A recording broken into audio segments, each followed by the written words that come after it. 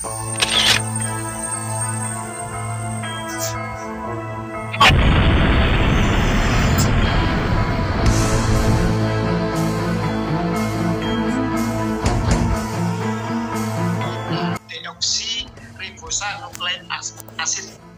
Itu suatu susunan, gambarannya adalah kode genetik yang bisa membentuk gen dan seluruh jaringan tubuh kita dari ujung rambut sampai ke ujung kaki.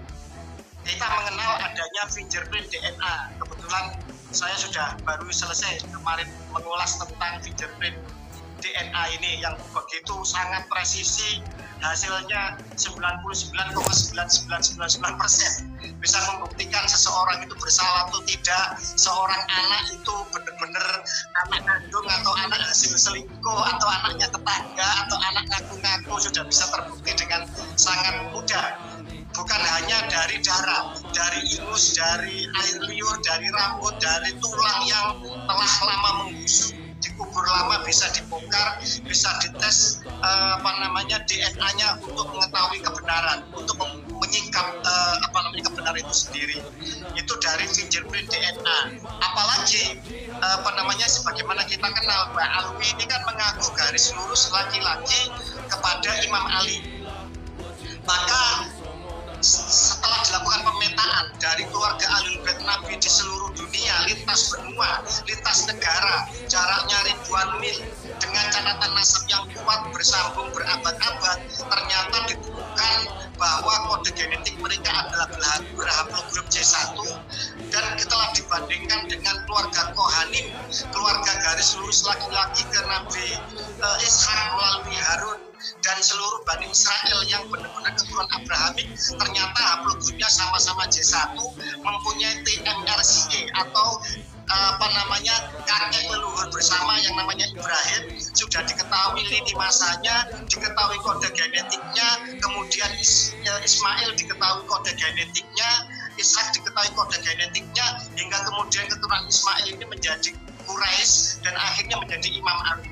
Imam Ali sendiri mempunyai kode genetik FGC 10500, di mana sebelumnya dari Nabi Adam hingga bapaknya Imam Ali atau Sayyidina Abu Thalib itu pada koordinat kromosom Y jadi kromosom Y itu memiliki 59 juta deret DNA.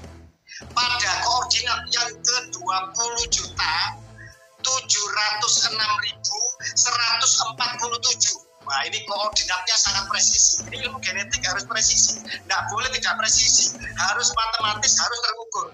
Pada titik itu dari Nabi Adam hingga bapaknya Imam Ali itu masih timin, masih T kodenya. Tetapi Imam Ali sudah bermutasi menjadi C atau sitosin. Dan ini tercatat di dalam seluruh keturunan dari Imam Ali baik Hasan maupun Husain. Artinya seluruh keturunan dari Imam Ali ke bawah harus memiliki kode ini FGC 10500 lagi, di mana pada koordinat ke-20 juta 706.147 itu harus berkode C, huruf C atau sitosin. DNA kan adenin, timin, sitosin, guanin. Nah, ini harus C. Dari bapaknya hingga Nabi Adam masih T. Nah, semacam itu. Sehingga sangat mudah sekali untuk membuktikan apakah Mbak Alwi ini keturunan Nabi atau bukan. Dan semua manusia yang mengaku garis lurus laki-laki ke Imam Hasan atau Imam Husain bin Ali harus di koordinat itu harus berhuruf C. Berarti kalau di luar itu berarti bisa dipastikan dia batal dan palsu secara dia gagal total job. Nah, semacam itu. Artinya apa?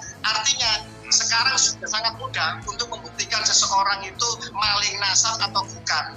Dan mari kita lihat dari seluruh sampel ribuan Mbak Alwi di family tree saja itu sekitar 170-an. Itu haplogrupnya G. Kalau G dia sama sekali bukan orang Arab garis laki-lakinya. Kalau E ini masih Arab Berber Afrika Utara.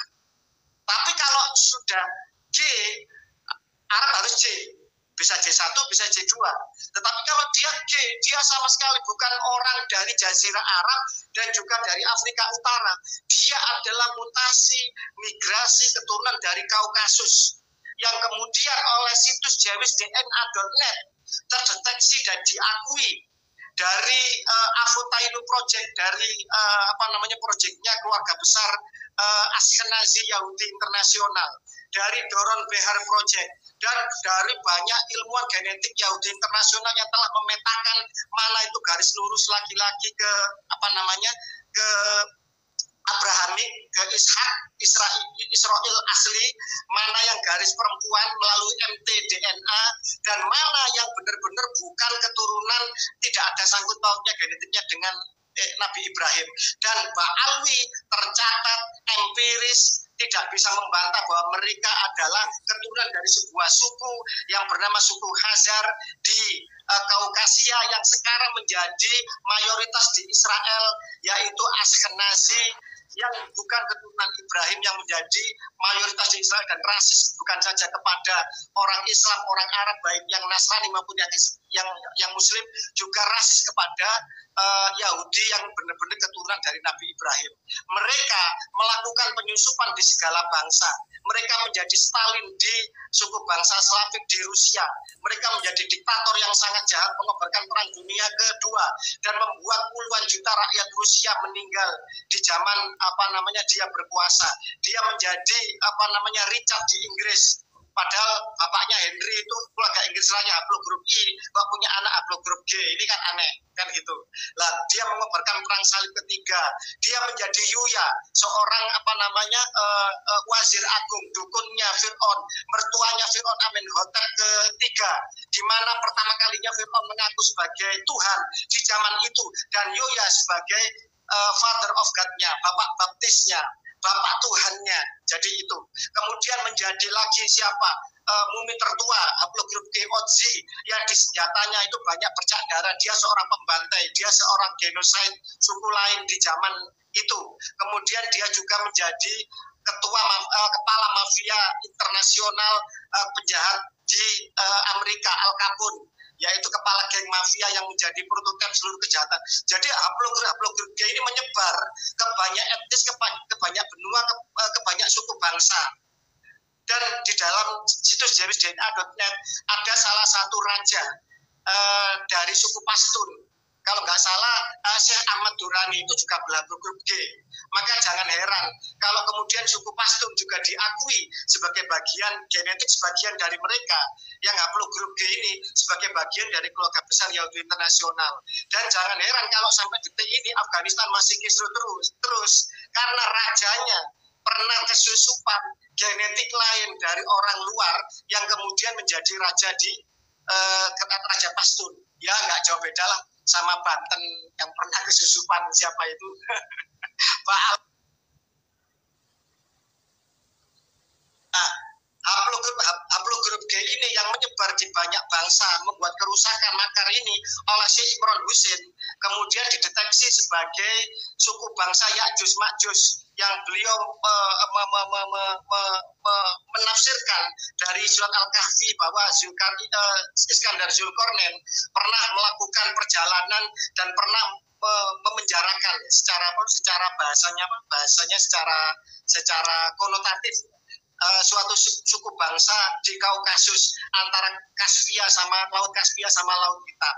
Disitulah kemudian akhirnya kita mensepakati bahwa haplogrup G ini, bahkan salah seorang jenderal bintang 2 di BNPT pernah mengangkat haplogrup G yang banyak nyisir di banyak negara ini, dan sekarang juga menjadi persoalan rasisme, arogansi nasab, pemalsuan nasab Nabi, dan mengkooptasi ormas Islam terbesar di Indonesia dan di dunia, yaitu NU. Kemudian mereka mengglorifikasi nasab palsunya, dan ini berbahaya bagi entitas kebangsaan, bagi pilar NKRI kita, pilar kebinekaan, Pancasila, dan yang lain sebagainya. Demikian mungkin itu yang bisa saya sampaikan, agar pas maghrib nanti semua bisa berbicara. Monggo. Wassalamualaikum warahmatullahi wabarakatuh. Waalaikumsalam warahmatullahi wabarakatuh. Jadi tadi sangat jelas mengenai bahaya upload grup G yang ada di kebetulan yang ada di ini ya, ada di diri para Habib dari garis laki-laki. Kalau garisnya itu nggak harus laki-laki, kayak pola pencatatan nasab di Nusantara mungkin tidak masalah grupnya apa gitu, tapi kalau ditarik dari garis laki-laki terus ya mereka memang G. Sementara kalau Nusantara kan kalau ditarik garis laki-laki terus itu mayoritas atau kebanyakannya upload grupnya. Tapi itu kita segera ke sahabat saya yang berikutnya. Ini mau Kiai Imad dulu apa TP Mugi dulu? Kanjeng Pangeran Banten dulu. Itu bagus banget. Iya, Kanjeng Pangeran. Oke. Karena terlambat langsung disuruh menyampaikan. Loh, kok malah hilang? Ini TP Mugi gimana? Yaudah, saya aja dulu. Oke, silakan Kiai Imad, monggo. Assalamualaikum warahmatullahi wabarakatuh. Waalaikumsalam. Alhamdulillah, salatan wassalaman ala rasulillah, amma ba'du. Yang saya hormati host kita pada sore hari ini di bulan yang mulia, bulan Ramadan, bulan penuh rahmat, bulan penuh ampunan, bulan penuh maghfirah, Kang Mas Kiai Muhammad Fuad Riyadi Al-Bantuli Al-Plereti, Allah bituli hayatihi, amin. Wa nafa'ana bi'ulumihi, amin ya Allah ya Rabbal Alamin. Pada Kanjeng Kakanda Kanjeng Raden Arya Tumenggung Fakih Wirahadiningrat, semoga senantiasa selalu berbahagia, ditambahkan kemuliaannya, ditambahkan keberkahannya, dan juga Kang Mas Kanjeng Pangeran Banten Tubagus Nur Fadil Satya Tirtayasa. Alhamdulillah, pada hari Ramadan yang penuh barokah ini saya sudah rindu kepada Kang Mas Fuad, Kang Mas Fakih, Kang Tubagus Mugi bisa berjumpa dalam acara live pada sore hari ini menjelang buka puasa. Tetap konsisten masih berbicara tentang mazhab para kafir ini. Tetap konsisten masih apakah suara saya bisa didengar?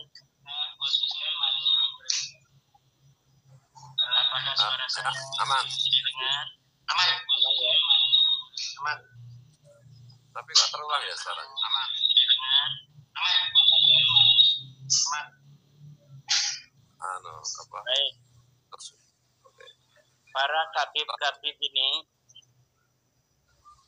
yang kita di Indonesia dikenal dengan kabib-kabib, yang secara kajian historis dan kajian genealogi klasik dikenal dengan nama Ba'alwi, telah terbukti secara saintifik bukan sebagai keturunan daripada Nabi besar Muhammad sallallahu alaihi wasallam. Kesimpulan bahwa para kabib-kabib di Indonesia dari seluruh marga-marganya yang ada, dari marga bin Syihab, marga bin Yahya, As-Segaf, Al-Atas, bin Smith, dan sebagainya, itu bukan keturunan baginda Nabi besar Muhammad sallallahu alaihi wasallam, dapat dibuktikan berdasarkan oleh scientific evidence yang bersifat tesis dan konklusif. Scientific evidence yang bersifat tesis adalah dengan kajian kitab-kitab nasab, kajian kitab-kitab historis yang bersifat logis dan verifikatif, di mana para kabib-kabib yang ada di Indonesia ini tidak terbukti sebagai keturunan baginda Nabi berdasarkan kajian historis, kitab-kitab sejarah yang telah ada ditulis oleh para ulama sejak abad ke-3, ke-4, ke-5, ke-6, ke-7, ke-8, ke-9. Sampai sekarang para ulama-ulama yang mutafannin, yang mutakhassis fit tarikh, menulis sejarah-sejarah dari satu masa ke masa yang lainnya. Kemudian berdasarkan kajian sejarah itu, kita dapati bahwa nama-nama dari leluhur Ba'alwi, para kabib-kabib ini tidak terbukti sebagai manusia-manusia historis pada masanya masing-masing. Ubaidillah yang katanya anak Imam Ahmad bin Isa, seorang sayyid yang asli ini Ahmad bin Isa. Anaknya cuma 3, terverifikasi oleh kitab-kitab nasab genealogi pada masanya, yaitu Muhammad, Ali, dan Husain. Kemudian Ba'alwi ini menyatakan bahwa leluhurnya yang bernama Ubaid ini anak daripada Ahmad. Tidak terbukti. Kita lihat dalam kajian historis, nama seorang Ubaidillah yang katanya imam ini tidak ada di dalam kitab-kitab sejarah. Kemudian dia katanya punya anak namanya Alwi. Alwi juga seorang imam, seorang ulama. Juga tidak terverifikasi dalam kitab-kitab sejarah sosoknya. Tidak ada para ulama sejarah menyebut namanya. Kemudian anaknya juga terus sampai kepada abad di mana mereka mengakui diri mereka sebagai keturunan Nabi itu, tidak ada satupun kitab sejarah yang menyebut keluarga mereka. Sampai Ali bin Abu Bakar As-Sakron menyebut segala-galanya untuk leluhur mereka sesuai apa yang dia inginkan dia tulis dalam kitabnya itu. Kemudian secara konklusif, itu adalah kajian secara tesis, kitab-kitab nasab dan kitab-kitab genealogi yang dapat kita verifikasi kebenaran-kebenaran daripada pengakuan mereka sebagai keturunan Nabi itu yang masif di abad 9-10 itu dibangun semuanya. Sampai ulama-ulama besar pun terkecoh mengutip mereka sebagai turunan Nabi, sebagaimana Murtada Az-Zabidi, sebagaimana kemudian Ibnu Hajar Al-Asqalani. Terkecoh kemudian mereka mengutip dari kitab-kitab Ba'alawi sehingga nampak susunan bangunan daripada nasab Ba'alawi ini agak kokoh di abad ke-10 ke-11 karena ada seorang ulama besar yang terkecoh menerima kutipan dan informasi yang salah bahwa seorang Al-Idrus merupakan keturunan daripada Ahmad bin Isa. Tetapi ketika diverifikasi dalam kitab-kitab sebelumnya, memang betul-betul bangunan daripada nasab Habib ini dibangun pada abad ke-9 Hijriah, 895 Hijriah. Gus Rumel, seorang pembela Ba'lawi yang kemarin kita telah mengadakan diskusi, telah sepakat bahwa tidak ada berita hijrahnya Ahmad bin Isa dari Basrah menuju Yaman sampai abad ke-9 itu tidak ada sama sekali. Dari situ saja satu buah kesepakatan bahwa Ahmad bin Isa tidak hijrah ke Yaman, itu semua bangunan itu runtuh. Karena bagaimana kemudian tanpa ada hijrah ke Yaman, mereka atau Ahmad bin Isa atau salah satu keturunannya kemudian dapat mempunyai keturunan di Yaman. Ini tidak terbukti. Sebenarnya masalah daripada Ba'lawi ini, nasab kabib-kabib ini sudah selesai, Kang Mas Fuad, Kang Mas Paki. Tetapi kita harus juga menyadari tingkat intelektualitas bangsa kita. Kemudian bagaimana doktrin itu telah menggurita di dalam sukma, doktrin itu telah menggurita di dalam jiwa, sehingga kembali kepada titik kesadaran yang murni kembali sebagai fitrah itu tidaklah bisa untuk secepat apa yang kita bayangkan. Maka oleh karena itu juga kita memerlukan sebuah kesabaran dari orang-orang yang sudah tercerahkan bahwa Ba'lawi ini secara ilmu genealogi, ilmu historis tertolak sebagai keturunan Nabi Muhammad SAW. Tidak ada sambungan genealogi mereka, sambungan silsilah mereka sedikit pun dengan baginda Nabi Muhammad SAW. Tesis ini adalah berdasarkan scientific evidence dari kajian genealogi, kitab-kitab nasab dan kajian historis. Sedangkan kesimpulan konklusif sudah dikemukakan oleh para pakar-pakar biologi banyak pakar biologi, baik di dunia internasional maupun kebanggaan kita bersama, ilmuwan Indonesia yang luar biasa dari Badan Riset dan Inovasi Nasional, Dr. Sugeng Pondang Sugiharto, Dr. Ari Kain, yang telah mengulas begitu dalam dan begitu presisi bagaimana kemustahilan dari Ba'lawi ini sebagai keturunan baginda Nabi besar Muhammad SAW tidak bisa ditawar-tawar lagi. Sampai keselnya itu Dr. Sugeng mengatakan dengan bahasa mustahil bahwa mereka keturunan Nabi besar Muhammad SAW. Kalaulah kita tidak percaya kepada ahlinya di dalam ilmu biologi, lalu kita harus percaya pada siapa lagi dalam ilmu biologi? Apakah kita harus percaya pada para ahli-ahli nahu sorof dalam ilmu biologi? Tidak. Dalam ilmu biologi kita harus percaya pada biologi. Dalam ilmu kitab kuning, ilmu fikih, kita harus percaya kepada Kiai Afifuddin Muhajir, kepada lembaga Bahsul Masail Nahdlatul Ulama di dalam masalah-masalah muamalah yang belum ada kesimpulan daripada hukumnya.